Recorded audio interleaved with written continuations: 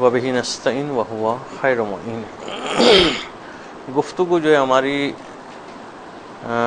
علم اخلاق میں قوت شہویہ کے افراط اور تفریط کے حوالے سے یہاں تک پہنچی تھی کہ جب ہم نے قوت شہویہ کے وسط عفت کو قرار دیا اور طرف افراط جو ہے وہ شر کو قرار دیا اور طرف تفریط جو ہے وہ خمود کو قرار دیا، تو اب بیچ کے جو نوکات ہیں، بیچ کے جو انواع ہیں، بیچ کے جو روازم ہیں، اس کے حوالے سے گفتگو جو ہے ہماری چل رہی تھی اور کچھ جو ہے وہ بات ہم نے بیان کی تھی اس حوالے سے۔ تو اب اس میں آخری جو بات کل ہماری پہنچی تھی وہ طلب حرام تک پہنچی تھی۔ اب اس کے بعد چند چیزیں رہ گئی ہیں اور اس کے بعد ان چیزوں کا تذکرہ آئے گا کہ جن کا تعلق ایک ساتھ 2 یا 3 قوتوں سے ہوتا ہے۔ تو پہلے جو یہ والی باتیں مکمل کر دیتے ہیں اور اس کے بعد ان باتوں کا بیان، مگر جیسے ہم کل بھی عرض کر چکے تھے کہ ابھی جو ہے وہ فقط ان چیزوں کی فہرست بیان ہو رہی ہیں، ان کے حوالے سے تفصیلی گفتگو آگے آئے گی جہاں پہ یہ چیزیں یا یہ خرابیاں پیدا کیوں ہوتی ہیں اور پھر اس کا علاج کیا ہے وہ بھی گفتگو آئے گی۔ تو دیکھیے عبارت صفحہ نمبر 66 کے اوپر نیچے کی طرف سے چوتھی لائن ہے۔ بسم اللہ الرحمن الرحیم وبہ نستعین وہو خیر معین ومنها الغدر والخیانۃ وضدہما الامانۃ۔ کہتے ہیں انہی خرابیوں میں سے جو قوت شہویہ کی خرابی ہے ان میں سے ایک غدر اور خیانت ہے کہ انسان کے پاس اگر کسی نے کوئی امانت رکھوائی ہے تو انسان اس کے اندر خیانت کرے اور جتنی واپس کرنی چاہیے تھی اتنی واپس نہ کرے، اس میں کم کر دے۔ مثلا کوئی ہمارے پاس کتاب رکھوا کے گیا اور کہا کہ کل میں آ کے دے جاؤں گا، اب ہم نے دیکھا کتاب جس شاپر کے اندر شاپر بڑی اچھی ہے، ہم نے شاپر چینج کر دی، دوسری جب لینے آیا تو ہم نے دوسری شاپر میں اس کو واپس کر دیا۔ اگر وہ راضی نہیں تھا اس پہ چینج کرنے کے بعد تو یہ بھی جو ہے وہ خیانت شمار کی جائے گی، اگرچہ عرف عام میں ممکن ہے کہ نہیں اس میں تو کون سی بڑی بات ہے۔ تو جہاں پر بھی جس چیز کو رکھوایا گیا تھا اس کو ویسے ہی واپس نہ کیا جائے، وہ جو ہے وہ خیانت تصور کی جائے گی۔ اس کے آواز سمجھتا ہے؟ اچھا ایک سلوات پڑھیں محمد۔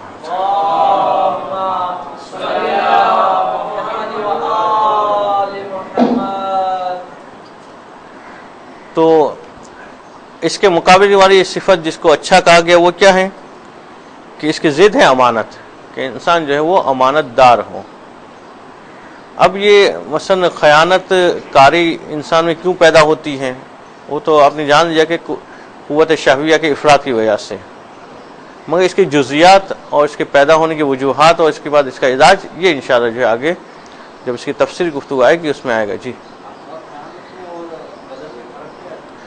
غدر اور خیانت میں یہ کہ خیانت تھوڑا زیادہ پیمانے پہ ہوتی ہے، غدر جو ہے وہ معمولی چیزوں میں ہوتی ہے۔ ویسے جو ہے وہ آگے اس کا فرق آئے گا، ابھی کہتے ہیں اتنا سمجھ لے کہ خیانت زیادہ بڑے پیمانے پہ ہوتی ہے، غدر میں جو ہے وہ انسان زیادہ توجہ سے اس چیز کو نہ رکھے، افراط اور تفریط کرنے کی وجہ سے کمی واقع ہو جائے اس چیز میں، بالکل ارادی طور پر خیانت نہیں ہوتی ہے مگر اس سے کم والی چیز ہے یہ۔ وَمِنْهَا الْفُجُورُ، اور انہی میں سے یہ فجور بھی ہیں۔ فجور بھی انسان کی قوت شہویہ کے افراط کی وجہ سے پیدا ہوتی ہیں۔ ان فجور میں کیا کیا چیزیں ہیں کہ من الزنا واللواط وشرب الخمر والاشتغال بالملاہی وامثالها، جتنے بھی فجور چیزیں ہیں، جتنے بھی حرام چیزیں ہیں کہ جن کا تعلق قوت شہویہ سے ہیں، یہ ساری چیزیں پیدا ہوتی قوت شہویہ کے افراط کی وجہ سے، کہ جس میں زنا ہے، لواط ہے، شرب خمر ہے کہ شراب نوشی انسان کرتا ہے، یا اشتغال بالملاہی لہو و لعب میں مبتلا ہو جاتا ہے، یا ان جیسی کاموں میں مشغول ہوتا ہے، یہ قوت شہویہ کے افراط کی وجہ سے ہیں۔ وَمِنْهَا الْخَوْضُ فِي الْبَاطِلِ، اور انہی خرابیوں سے ایک خرابی ہے کہ انسان جو ہے وہ باطل چیزوں کے اندر جستجو میں لگ جائے، ایسی چیزیں کہ جہاں پہ اسے اپنا ذہن نہ لگانا ہو، جس کی تلاش میں نہ نکلنا ہو، اس میں وہ نکل جائے۔ وَمِنْهَا التَّكَلُّمُ بِمَا لَا يَعْنِي وَبِالْفُضُولِ، اور انہی خرابیوں میں سے ایک یہ بھی ہے، قوت شہویہ کے افراط میں سے ایک یہ بھی کہ انسان جو ہے وہ ایسی گفتگو کرے کہ جس کا کوئی معنی نہ ہو، بیکار ہو، فضول گفتگو کرے، بے مطلب گفتگو کرے، یہ بھی قوت شہویہ کی خرابیوں میں سے ہے، یعنی بے مطلب اور فضول گفتگو کرنا۔ بعض لوگ جو ہے وہ بہت زیادہ باتوں نہیں ہوتے ہیں، اور ایسے افراد سے ملاقات کرنا، انسان اس وقت ملاقات کر سکے یا فرصت ہو اس کے، اگر فرصت نہ ہو اور ملاقات کر لی تو پھر ان کا جو ہے مشکلات کا شکار ہو جاتے ہیں۔ بعض ایسے لوگوں سے انسان راستے میں دیکھتا بھی تو راستہ بدل دیتا ہے کہ اگر ملاقات ہو گئی تو پھر وقت جو ہے وہ نکلے گا، شروع میں وہ پھر اپنے گھر کے مسائل شروع کریں گے، پھر آفس کے مسائل، پھر کراچی کے حالات پہ، پھر شہر اپنا ملک کے حالات کے اوپر، پھر وہ گفتگو ختم ہی نہیں ہوتی بعض لوگوں کی۔ تو اس کو جو کلام، کثرت کلام کو اچھا نہیں کہا گیا ہے، بلکہ اس کے مقابلے میں فضیلت والی چیز کیا ہے کہ وَضِدُّهُمَا التَّرْكُ وَالصُّمْتُ، اس کی ضد یہ کہ انسان جو ہے وہ فضول گوئی کو ترک کرے اور خاموشی اختیار کرے۔ خاموشی اختیار کرنے سے انسان بہت ساری خرابیوں سے خود بخود ہی جو ہے وہ بچ جاتا ہے۔ بعض علماء کہتے ہیں کہ اگر انسان دو صفتیں اپنے آپ میں پیدا کر لے تو کافی گناہوں سے، مکمل طور پہ تو نہیں، میں کافی گناہوں سے اپنے آپ کو بچا سکتا ہے۔ ایک ہے کہ اپنے زبان کو قابو میں رکھ دے، کہ خاموشی اختیار کرے۔ دوسرا ہے کہ چلنے میں جو ہے وہ نگاہ کو جھکا کے چلے۔ اگر یہ دو صفتیں انسان پیدا کر لے اپنے میں تو بہت ساری خرابیوں سے وہ اپنے آپ کو دور کر سکتا ہے۔ بعض احادیث میں یہاں تک ملتا ہے کہ اصحاب ائمہ علیہ السلام یہ تک فرمایا کرتے تھے کہ جو خرابیاں ہم نے زبان کی روایتوں میں سنی ہیں، اس کو دیکھتے ہوئے ہمیں ایسا محسوس ہوتا ہے کہ ہم پتھر منہ میں بھر کے رکھے، کنکر کو منہ میں رکھے، تاکہ ہم بول ہی نہ پائے، بولیں گے تو خرابی پیدا ہوگی۔ اسے کہ انسان کی زبان اگر قابو میں ہو جائے تو بہت سارے فتنے خود بخود ہی ختم ہو جاتے ہیں، مگر زبان قابو میں نہ رہے تو زبان کے کہا جاتا ہے کہ یہ انسان کا ایسا عضو ہے کہ جس کے اندر ہڈی نہیں ہے، مگر اس کے اندر صلاحیت ہے ہڈی توڑوانے کی، کہ یہ زبان جو ہے انسان کی ہڈی توڑوا سکتی ہے، خود کے اندر تو ہڈی نہیں ہے۔ اگر زبان قابو میں رہے تو انسان کے بہت سارے مسائل خود بخود، گھر کے جھگڑے ہیں، عام طور پر جب میاں بیوی میں جھگڑے چل رہے ہوتے ہیں، وہ اس نے ایک جملہ کہا تو یہ دو جملے، پھر ادھر سے 3 جملے، پھر ادھر سے 4 جملے، وہ بات بڑھتی چلی جاتی ہے۔ میں ایک خاتون آئی ایک مولانا کے پاس کہ مولانا صاحب میرا شوہر بڑی بدتمیزی کرتا ہے میرے سے، بہت لڑتا ہے، آپ کو تعویذ دے؟ تو مولانا نے کہا ٹھیک ہے، انہوں نے مثلا تعویذ لکھا اور مثلا جو ہے موڑ کے مثلا اس کو دیا۔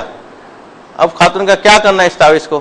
کہا جب تمہارا شوہر تم سے بدتمیزی کرنے لگے تو اس تعویذ کو اپنے دانت میں دبانا ہے، اگر زیادہ بولے تو زیادہ دبانے گا، تھوڑی دیر میں دیکھو گے تمہارا شوہر خاموش ہو جائے گا۔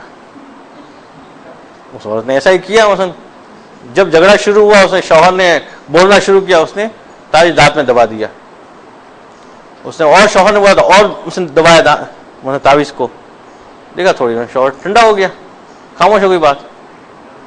تو اور تو بڑی خوش ہو گئی کہ مولانا نے جو بڑا مجرب تعویذ دیا ہے، جبکہ اصل تعویذ کیا تھا کہ ایک پارٹی کو بولنے سے روکنا تھا، کہ اگر ایک طرف سے مثلا بات ختم ہو جائے تو دوسری سے بات خود بخود ہی ختم ہو جائے گی، مگر ایک کے جواب میں 2 جملے کہے جائے تو 2 کے جواب میں پھر 4 ملتے، 4 کے جواب میں 8 جملے ملتے ہیں، بات جو ہے بڑھتی چلی جاتی ہے۔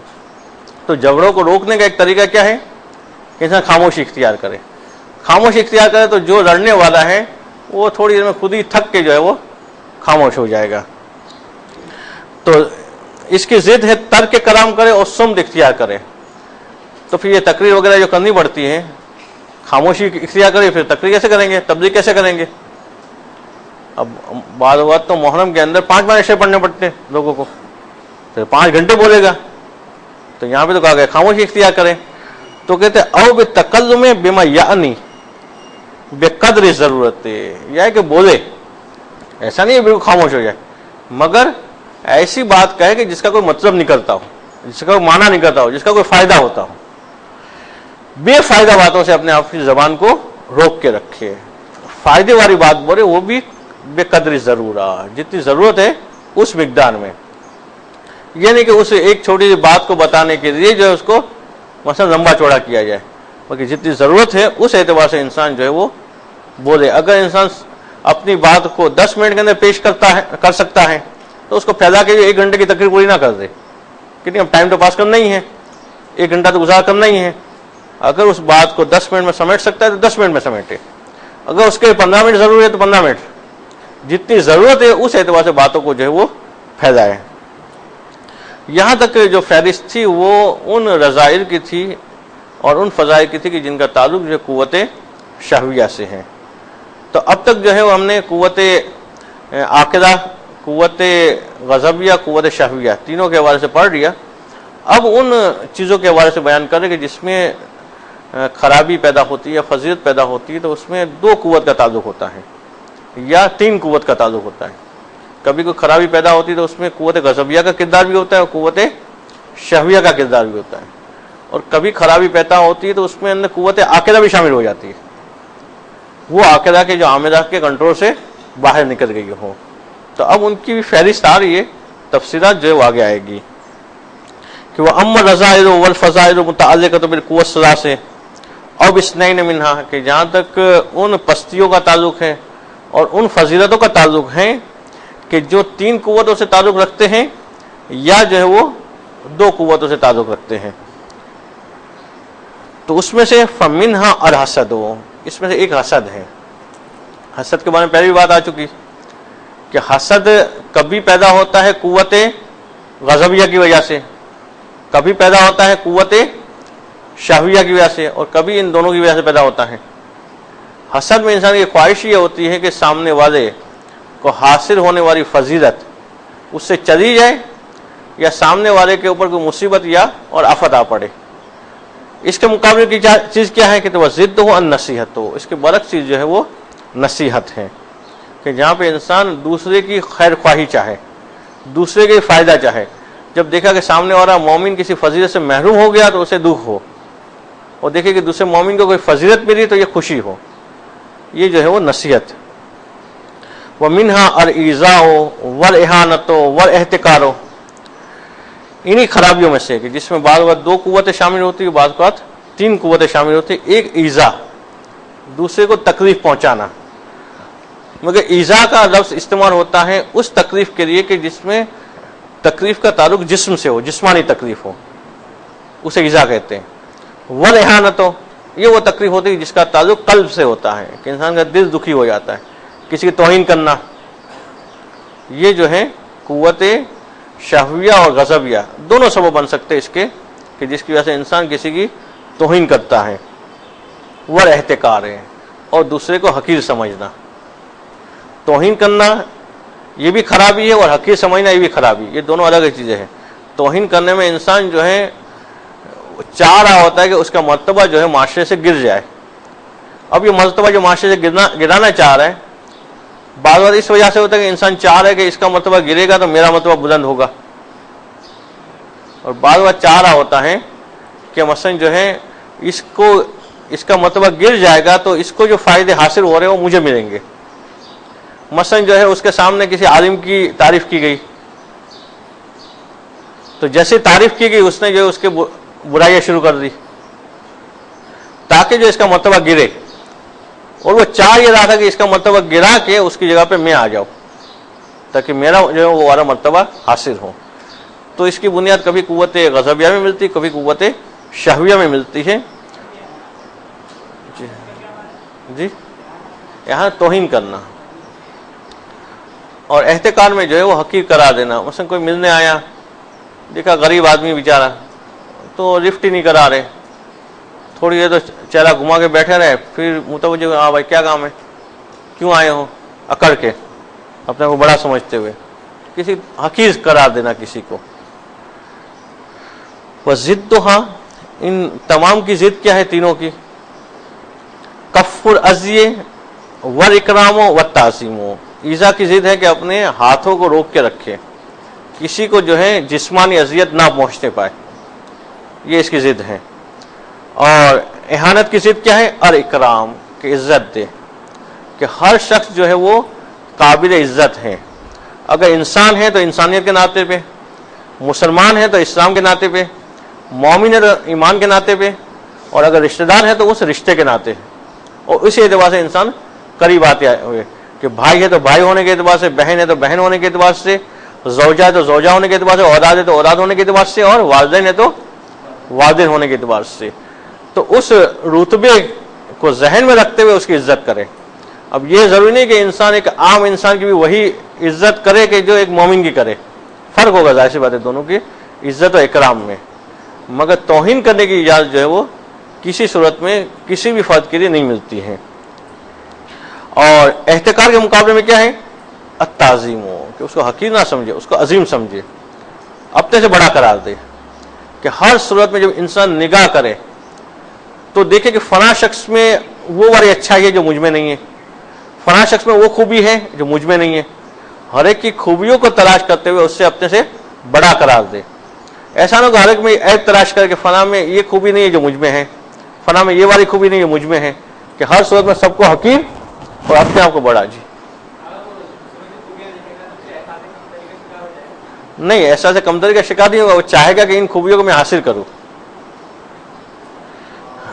صلوات پڑھیں محمد۔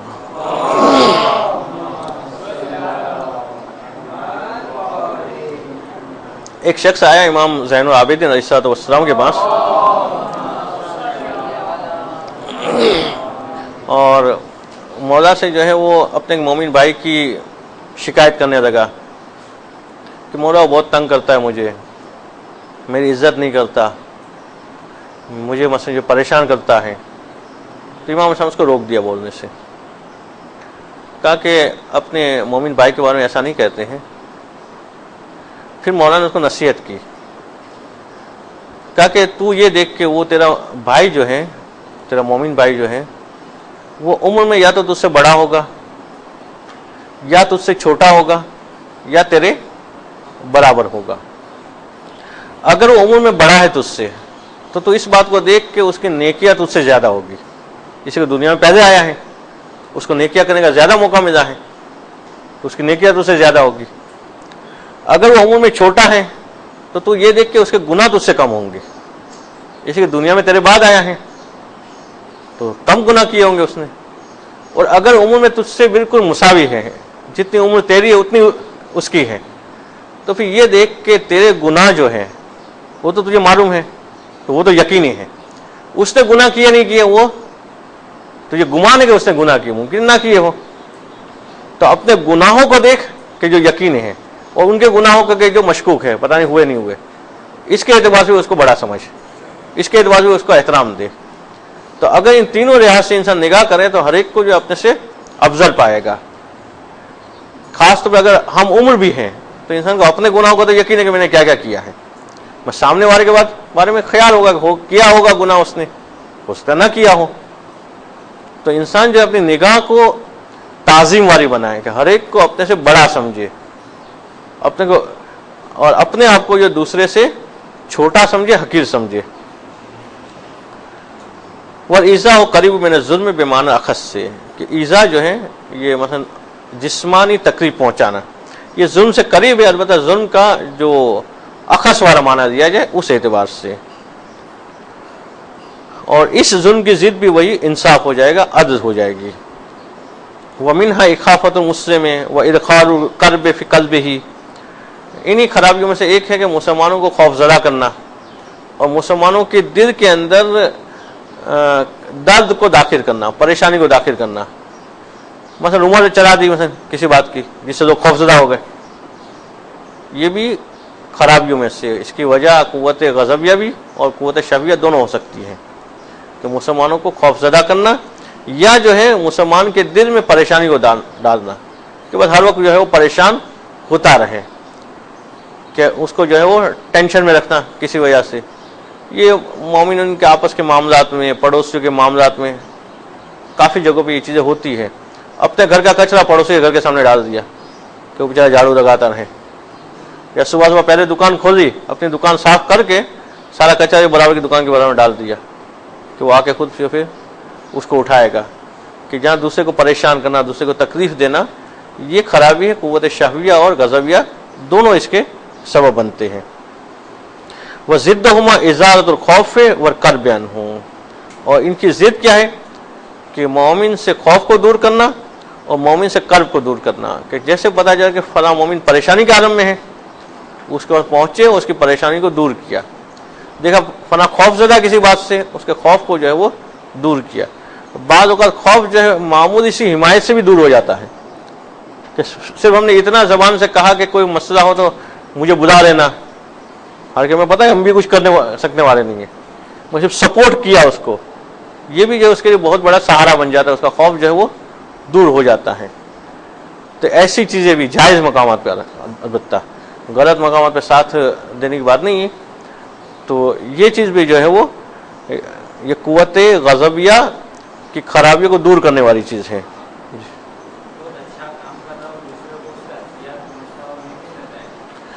خود اچھا کام کر رہا ہے، اس میں بھی دوسرے کو اذیت تو نہیں پہنچا سکتا. وہ اسے اچھا کام اس انداز سے کرنا چاہیے کہ دوسرے کو تکلیف نہ پہنچے. کہ انسان جو ہے رات کو 3 بجے اٹھے نماز شب کے لیے، لائٹ کھول دی، پتہ چلا کہ گھر والوں کی نیندیں خراب ہو گئی. یا مثلا جو ہے دعائیں زور زور سے پڑھنا شروع کی، گھر والے سوئے ہوتے اٹھ گئے. تو یہ اچھا کام اچھا نہیں کہا جائے گا جب اس کی وجہ سے دوسروں کو اذیت پہنچ رہی ہے. اچھا کام کرتے وقت بھی دیکھنا چاہیے کہ مجھے خدا کی خاطر کرنا ہے، تو اس انداز سے کرو جیسا خدا نے کہا ہے. تو پروردگار کا قرب ہم حاصل کرنا چاہ رہے ہیں، ہم نماز شب کے لیے اٹھ رہے ہیں، مگر جو سو رہے ہیں ان کو تو سونے دیا جائے، ان کو کیوں تکلیف دی جائے. تو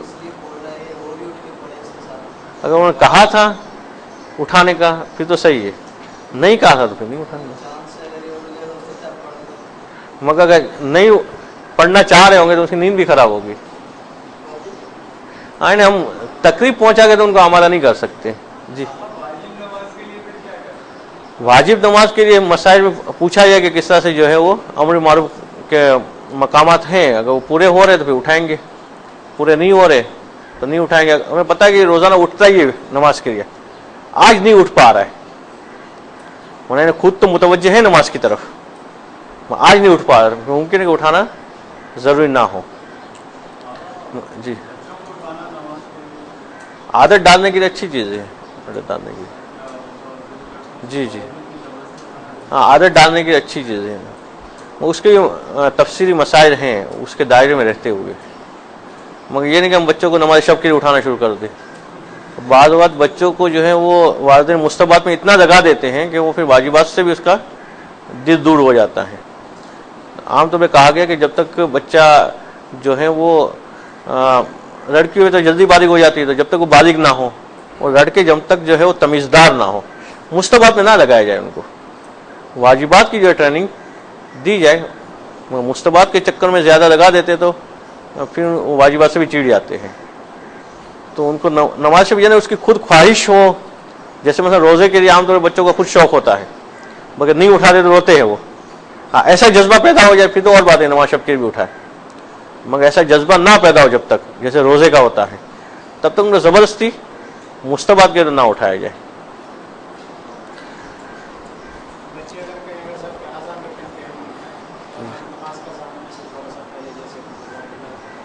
جی جی نہیں، اس میں تو حرج نہیں، ہمیں پتہ ہے کہ بعد میں یہ سوئے گا نہیں، اٹھا دیا تو ٹھیک ہے، ان کو تاخیر سے اٹھائیں، آخری وقت میں اٹھائیں. البتہ وعدہ کر دیا تو مسئلہ الگ ہوگا، یہ ذہن میں رہے. بعض اوقات وعدہ کر دیتے ہیں تو پھر تھوڑا پرابلم ہو سکتا ہے. وعدہ نہیں کیا ہے، ہم نے مطلقاً کہا کہ اٹھاؤں گا، ہاں ہم نے گھما پھرا کے، ہاں جی جی ہاں اس اعتبار سے ہو تو جی جی. تو خوف اور کرب کو مومن سے دور کرنا، یہ جو ہے سبب بنے گا کہ انسان کے اندر جو قوت شہویہ اور غضبیہ کی خرابی پیدا ہوئی تھی وہ دور ہو جائے گی. کہ تو ومن حد ترک و اعانت المسلمین، کہ انہی خرابیوں سے ایک ہے کہ مسلمانوں کی مدد کو ترک کرنا.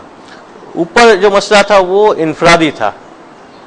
دوسرا مسئلہ ہے وہ اجتماعی ہے کہ اجتماعی طور پر ہم دیکھتے ہیں کہ کہیں مقام پہ مسلمان بھوکے ہیں, ہم ان کی مدد کے نہ پہنچے, یا مثلا سیلاب میں مبتلا ہیں, ہم کر سکتے ہو مدد اور نہ کرے. نہ کر سکتے تو الگ مسئلہ ہو جائے گا, مگر اگر کر سکتے ہیں تو پھر مدد نہ کرنا یہ خرابیوں میں سے ہو جائے گا. وہ ضد ہو قضاء و حوائجہم, اور اس کی ضد جو ہے کیا ہے کہ مسلمانوں کی حاجتوں کو پورا کیا جائے, ان کی حاجت کو پورا کرنے کے لیے کوشش کی جائے. بعض اوقات یہاں تک روایت میں آیا ہے کہ اگر انسان مستحب طواف کر رہا ہو خانہ کعبہ کا, اور بیچ طواف میں کوئی مومن آ کے کوئی حاجت پیش کرے, تو یہاں تک آیا کہ مثلا جو ہے وہ اس مقام پہ مومن کی حاجت پوری کرنے کو جو ہے وہ ترجیح دے. تو مومن کی حاجتوں کو پورا کرنا یہ سبب بنے گا کہ اس کے اندر سے یہ والی خرابی دور ہو جائے گی. وَمِنْهَا الْمَدَاهَنَةُ فِي الْأَمْرِ بِالْمَعْرُوفِ وَالنَّهْيِ عَنِ الْمُنْكَرِ, انہی خرابیوں میں سے ایک ہے کہ انسان امر بالمعروف اور نہی عن المنکر سے کنارہ کشی اختیار کرے, کہ جہاں کر سکتا ہے شرائط پوری ہو رہی ہے وہاں امر بالمعروف نہ کرے, نہی عن المنکر نہ کرے. دیکھ رہا کہ یہ برائی ہے, اس برائی کرنے والے کو اگر یہ نصیحت کرے تو وہ رک سکتا ہے, مگر لاپرواہ ہے, یعنی مجھے کیا ہے, وہ جانے, اس کا کام جانے, مجھے کہاں اس کے قبر میں جانا ہے, مجھے تو اپنی قبر میں جانا ہے. جسے یہ کہہ کہ بعض اوقات لوگ جو ہیں وہ اپنی جان چھڑا لیتے ہیں. بعض اوقات تو فقط معمولی نقصان ہو رہا ہوتا ہے کہنے میں, اس معمولی نقصان سے بچنے کے لیے یہ والا جملہ استعمال کیا جاتا ہے. تو اگر امر معروف ہو نہی عن المنکر کی شرائط پوری ہو اور اس کے بعد اس سے کنارہ کشی اختیار کرے تو یہ بھی خرابیوں میں سے ہوگا. وَضِدُّهُ السَّيُّ فِيهِمَا, اور اس کی ضد یہ کہ انسان کوشش کرے امر معروف اور نہی عن منکر کی. یہ پورے ابواب ہیں امر معروف نہی عن منکر, آگے جا کے تفصیلات پڑھیں گے, اسے ہم یہاں سے سرسری گزر رہے ہیں. وَمِنْهَا الْهِجْرَةُ وَالتَّبَاعُدُ عَنِ الْأَخْوَانِ, کہ انہی خرابیوں سے ایک ہے کہ انسان اپنے بھائیوں سے دوری اختیار کرے اور اپنے بھائیوں سے جو ہے اس کے علاقے کو چھوڑ کے کہیں اور چلا جائے. بعض اوقات ایسے لوگ ملتے ہیں آپ کو کہ میں کہاں چلے گئے, کہا وہاں رہنے چلے گئے. بولا وہاں کیوں چلے گئے, اب تو یہاں رہتے تھے. کہا نہیں, یہاں رشتے دار روز تنگ کرتے تھے, کوئی نہ کوئی ملنے آ جاتا تھا. تو اپنے بھائیوں اور رشتے داروں کو ملنے آنے سے بچنے کے دور چلا جائے انسان, یہ خرابی ہے جس میں کا سبب قوت شہویہ بھی ہو سکتا ہے, قوت غضبیہ بھی ہو سکتا ہے. اور اس کے مقابلے کی چیز کیا ہے کہ وہ ضد و التعلف و تزاور, کہ جس کی ضد یہ کہ انسان جو ہے وہ الفت رکھے اپنے بھائیوں کے ساتھ اور تزاور کرے, ایک دوسرے کی زیارت کے لیے جایا کرے, ملاقات کے لیے جایا کرے. جی غلط, اگر مثلا غلط ارادے سے جائے تو غلط ہے. رشتے دار اصل میں بعض اوقات جو ہے وہ سوچ تبدیل ہو گئی ہے, ورنہ پہلے تو مہمانوں کا آنا, رشتے داروں کا آنا یہ اچھا سمجھا جاتا تھا اور ہے بھی بابرکت چیز یہ, مگر وہ سوچ ایسی بن گئی کہ جس کی وجہ سے لوگ اس سے دور بھاگتے ہیں. جی جی حالات کون سے, مالی حالات کی وجہ سے. مالی حالات تو عام طور پہ مہمان کے کہا جاتا ہے کہ وہ اپنا رزق لیتے کے آتا ہے اور جاتا ہے تو گھر والوں کے گناہ لے کے چلا جاتا ہے, تو وہ رزق تو اس کے بندوبست کرنا ہی نہیں پڑتا ہے.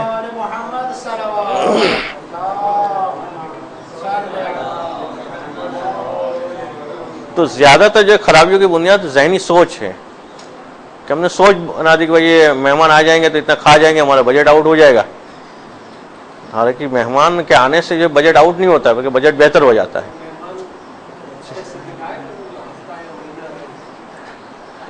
دیکھیے مہمان ایک ہے عمومی مہمان جس سے کوئی مثلا رشتہ داری وغیرہ نہیں, عام مومن ہے, مگر جو اگر رشتہ دار وغیرہ ہیں تو اس کے لیے الگ ہو جائے گا, اس کے الگ ہو جائے گا. جو 3 دن والی بات پائی جاتی ہے کہ مہمان 3 دن کے لیے ہوتا ہے وغیرہ, وہ ایک ظاہر عمومی مہمانوں کے لیے ہے. کہ جیسے پرانے زمانے میں مثلا جو ہے وہ ابھی بھی شاید ہوتا ہوگا کہ اگر کوئی دیہات سے نکل رہا ہے, سفر کر رہا ہے, رات ہو گئی وہیں پہ, تو وہیں مہمان بن جاتا ہے. تب وہاں پہ گاؤں کا کوئی بھی مثلا اس کو مہمان بنا لے گا, ضرور نہیں رشتے دار ہونا. اب وہاں پہ دیکھا کہ اچھا کھانا مل جائے گا, ادھر ہی رہے ہو, تو یہاں پہ پھر 3 دن کے بعد نکلے ہو. اب ایسا نہیں کہ وہیں پڑا رہے ہو, مگر رشتہ داروں میں ظاہر بات ہے کہ الگ حکم ہو جائے گا، یہ عمومی مہمان کی بات ہے۔ تو تعلق و تزاور یہ اچھی چیزوں میں سے کہ مومنین آپس میں ایک دوسرے سے ملاقات کی جائے، ایک دوسرے کی زیارت کی جائے، جو اب تک میں رواج جو ہے وہ ختم ہو چکا ہے، بغیر مطلب کہ کوئی ایک دوسرے سے ملنے جاتا ہی نہیں ہے۔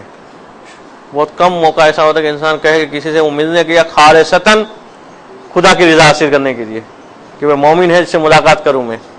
زیادہ تر کوئی کام ہوتا ہے، کام کے بغیر جو ہے وہ جانا بھی برا سمجھا جاتا ہے اور آنا بھی برا سمجھا جاتا ہے۔ اب الٹا بھی ہو گیا، کوئی آتا بھی ہے تو کیوں آیا یہ بغیر مطلب، بعد میں سوچتا کہ آیا ہو کچھ کہا نہیں تو آیا تھا کیوں، اس کے اوپر بھی یہ نہیں سوچتا کہ میں میری سے ملاقات کے لیے آیا تھا۔ اسی کا یہ تصور ہی ختم ہو گیا کہ بغیر مطلب کے کوئی ملاقات کے لیے آتا ہے، جبکہ بظاہر خود تعلق اور تزاور کو اچھا سمجھا گیا ہے کہ انسان مومن بھائیوں سے الفت رکھے اور ان کی ملاقات کے لیے جایا کرے۔ ومنها قطع الرحم، انہی خرابیوں میں سے ایک قطع رحمی بھی ہے کہ انسان جو ہے وہ اپنے رشتہ داروں سے ذات تعلق ہو جائے۔ وضدہ الصلۃ، اور اس کی ضد کیا ہے کہ صلہ رحمی اختیار کرے۔ یہ بھی اس کے اندر بھی تفصیلی بحث ہے جو اپنے مقام پہ آئے گی۔ صلہ رحمی کا جو سب سے بڑا فائدہ دنیوی اعتبار سے بیان کیا گیا ہے وہ ہے کہ انسان کی عمر زیادہ ہو جاتی ہے۔ قطع رحمی کا جو بڑا نقصان جو دنیوی اعتبار سے ہے وہ کیا ہے کہ انسان کی عمر جو ہے وہ کم ہو جاتی، چھوٹی ہو جاتی ہے عمر۔ باقی رزق کے فائدے اور دیگر فائدے تو اپنے مقام پہ ہے ہی۔ وَمِنْهَا عُقُوقُ الْوَالِدَيْنِ، اور انہی خرابیوں میں سے ایک ہے یہ آقِ والدین بھی انسان بنتا ہے قوت شہویہ یا قوت غضبیہ کی خرابی کی وجہ سے، کہ والدین کا نافرمان بن جائے، والدین کو اذیت پہنچانے والا بن جائے، یہ بھی انسان کی خرابیوں میں سے ہے۔ البتہ والدین کی اطاعت ان چیزوں میں نہیں کی جائے گی کہ جہاں پہ پروردگار عالم نے جن چیزوں کو حرام قرار دیا ہے۔ اگر ماں باپ کہے کہ مثلا جو ہے بیٹی سے کہ تو بے پردہ جا کسی جگہ پہ، تو والدین کو اذیت پہنچتی رہے، حکم خدا میں جو ہے وہ والدین کی بات نہیں چلے گی۔ یا ماں باپ کہے بیٹے سے کہ داڑھی منڈا رہے، داڑھی رکھے گا تو کوئی رشتہ نہیں ملے گا مثلا، تو یہ نہیں کہ مثلا جو ہے وہ وہاں والدین کی بات نہیں چلے گی۔ والدین کی بات شریعت کے دائرے کے اندر، اس میں اگر مثلا والدین کو اذیت پہنچانا یہ جائز نہیں ہوگا۔ اور عام طور پہ اس کے اثرات بھی ہوتے ہیں کہ انسان جو اپنے والدین کے ساتھ کرتا ہے ان کی اولاد بھی انہی کے ساتھ وہی سلوک کرتی ہے، جس کو عرف عام میں کہا جاتا ہے مکافات عمل، کہ انسان جیسا کرتا ہے ویسا اس کے ساتھ ہوتا ہے۔ اگر آپ مثلا بس میں جا رہے ہیں، بیٹھے ہوئے ہیں، کوئی بوڑھا آیا مثلا، آپ نے اس کے لیے کھڑے ہو کے جگہ دے دی اس کو، تو یقین آپ کے بڑھاپے میں جیسا ہوگا کہ آپ بس میں جا رہے ہوں گے، کوئی آپ کے لیے جگہ دے دے گا۔ جی نہیں، اس میں انسان کے اعتبار سے بھی احترام ضروری ہوگا۔ اگر انسان کے لیے بھی آپ کھڑے ہو گئے، ضروری نہیں کہ مومن ہو۔ جی بیٹا،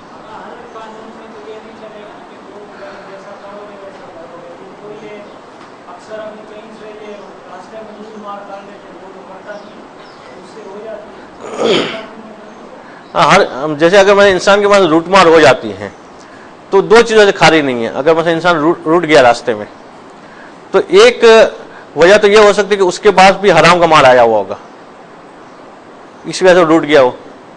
دوسرا ہے کہ یہ بطور مصیبت ہے، مگر اگر اس نے سابقاً کسی کو روٹا ہے تو ہو سکتا ہے اس کے عوض میں یہ روٹا گیا ہو۔ مثلا جو ہے ہم مال ملاوٹ کے ساتھ بیچ رہے ہیں، اگر ہم بالکل خالص مال بیچ رہے ہوتے تو مثلا مہینے کا 1 لاکھ پروفٹ ہوتا، ہم نے کہا 2 نمبر مال شروع کر دو، مہینے کے آخر میں حساب لگایا کتنا پروفٹ ہوگا، 2 لاکھ۔ ابھی وہ حساب لگا رہے تھے، وہ پرچی آ گئی پتے کی 1 لاکھ کی، تو یہ 1 لاکھ جو ملاوٹ کا کما ہے نا وہ اس پرچی میں جائے گا بتے میں۔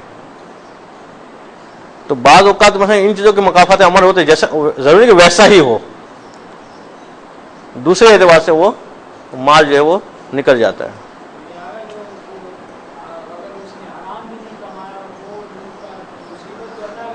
جی جی، ہاں یہ بھی مصیبت ہے، انسان کا مال لوٹ جانا یہ بھی مصیبت ہے۔ جی مصیبت ہے، تو اس مصیبت پہ جو ہے اس کو اجر بھی ملے گا۔ اگر اس کے گناہ تھے تو معاف ہو جائیں گے، اگر گناہ نہیں تھے تو اس مصیبت پہ اجر ملے گا اس کو۔ مثلا ایک آدمی کے کہا جاتا ہے مثلا، یعنی یہ وہ والا مثال ہے کہ جہاں پہ بے عینی ویسا ہی ہوتا ہے مکافت عمل میں. بعض اوقات ویسا ہی ہونا ضروری نہیں ہے، کسی اور اعتبار سے اس کا اثر دنیا میں ظاہر ہوتا ہے. ایک شخص جو ہے مثلا اپنے بوڑھے باپ کو، انتہائی بوڑھا ہو گیا تھا، کندھے پہ ڈال کے جو ہے بڑا ڈال دیتا ہوں اس کو دریا میں، کہ مثلا جو ہے وہ پریشان کرتا رہتا ہے. اس کے بڑھاپے میں جو ہے پریشانیاں کافی ہوتی ہیں. بوڑھے والدین کو سنبھالنا مشکل کام ہے انسان کے لیے، اور خاص طور پہ ایسے شخص کے لیے کہ جس کو بیوی اچھی نہ ملی ہو. اگر بیوی اچھی ملی ہو، سپورٹ ہو، تو جو میاں بیوی دونوں مل کے جو والدین کو سنبھال لیتے ہیں. مگر بیوی بھی اچھی نہ ملی ہو تو پھر مشکل ہو جاتا ہے کافی سنبھالنا، تو اس وقت پھر وہ اذیت میں ہوتا ہے. تو اب یہ شخص نے سوچا کہ چلو اب جو ہے اس کو دریا میں ڈال دیتا ہوں. اب کہتے ہیں وہ اپنے باپ کو کندھے پہ بٹھایا، بوڑھے باپ کو، اور دریا کنارے پہنچا. وہ ارادہ کیا کہ یہاں پہ ڈالے، تو اس کے باپ نے اوپر سے کہا کہ بیٹا ادھر نہیں، کہیں اور ڈال. کہا یہاں پہ کیوں نہیں، کہیں اور کیوں؟ کہا میں نے اپنے باپ کو ادھر ہی ڈالا تھا. تو یہ جو اس نے کیا تھا وہی چیز اس کے ساتھ ہوتی ہے. تو عام طور پہ یہ پورا سرکل چلتا ہے. اگر کوئی بہو اپنی ساس کو تنگ کرتی ہے تو اب جو اس کی بہو آئے گی وہ اس کو تنگ کرے گی. وہ یہ سلسلہ چلتا ہے. آخرت کی سزا عذاب یقین اپنے مقام پہ ہے، مگر دنیا میں جو اس کے مکافات عمل ہے اس سے بھی انسان بچ نہیں پاتا ہے. جی جی کیا کرتے؟ تو پھر اس کا بیٹا بھی اس کو ڈالے گا نا. تو اب بس یہ تو سدھر سکتا ہے نا، یہ تو اپنی اصلاح کر سکتا ہے نا. یہ اگر اپنی اصلاح کر لے اور وہ کام نہ کرے تو بچ جائے گا وہ. جی جی ہاں، یہ خود بچ جائے گا. اس کو اس کے باپ کو کسی اور صورت میں سزا مل جاتی. یہ خود جو بڑھاپے کے اندر آنے والی بیماریاں ہیں، مطلب فارغ ہو جاتے بعض لوگوں کو، بعض اور بیماری، یہ خود مطلب گناہوں کی معافی ہوتی ایک طرح سے. اور یہ بیماریوں کا آنا اچھا کہا گیا ہے کہ بڑھاپے کے اندر مرنے سے پہلے بیماریوں کا آنا، اس کو اچھا مانا گیا ہے تاکہ انسان جب قبر میں جائے تو پاک صاف ہو کے جائے ادھر سے، کہ گویا اس کی سزا جو ہے وہ ادھر دنیا کی اذیتوں میں اسے مل جائے. تو اس کو برا نہیں کہا گیا ہے. تو والدین کا آنکھ ہو جانا، والدین کا نافرمان ہونا اور والدین کو اذیت پہنچانا، یہ جو ہے وہ خرابی مانی گئی ہے قوت شہویہ اور قوت غضبیہ کی. کہ جہاں پہ والدین کو بعض اوقات تعبیر کیا گیا کہ یہ انسان کے لیے، انسان کی عمارت کے دو پلر کی مانند ہے، کہ ان لوگوں کو احساس ہوتا ہے کہ جن کے والدین نہیں ہوتے ہیں. بعض اوقات گھروں میں مصیبتیں رکی ہوئی ہوتی، نہیں آ پاتی. عام طور پر کہا جائے اس گھر میں مصیبتیں کم آتی جس کے اندر بوڑھے والدین موجود ہوں یا جو دودھ پیتے بچے موجود ہوں. وہ گھر جو ہے مصیبتوں سے محفوظ رہتا ہے. اور ایسے کئی واقعات ملیں گے کہ جہاں پہ والدین میں سے کسی کا انتقال ہوا یا دونوں کا انتقال ہوا، وہ گھر والے آفت کے شکار ہو گئے، مصیبتوں کے شکار ہو گئے. جب تک یہ ہوتے چھت کی مانند ہوتے، یہ مصیبتوں کو روکے ہوئے ہوتے ہیں، پریشانیاں اس کی وجہ سے رکی ہوئی ہوتی ہے. بعض اوقات بعض مقام پہ والدین کو تعبیر کیا گیا دو آنکھوں سے، کہ انسان کے لیے والدین اس کی دو آنکھ کی مانند ہے، کہ والدین کے ہوتے ہوئے وہ جتنا مثلا کام کر سکتا ہے کھل کے، اتنا والدین کے غیر موجودگی میں، یعنی والدین کی وفات کے بعد اتنا آگے نہیں بڑھ پاتا ہے. جی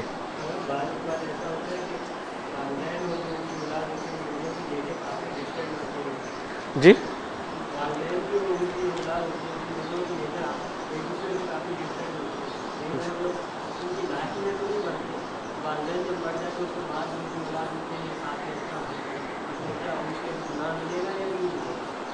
اس کے اوپر انشاءاللہ جو 11 پورے بج گئے ہیں، اگلی دفعہ شروع میں اس سوال کر دیجیے گا، اور اس کے آگے پھر اس کے مقابل کی جو صفت ہے اس کی بھی بیان کریں گے. سلام.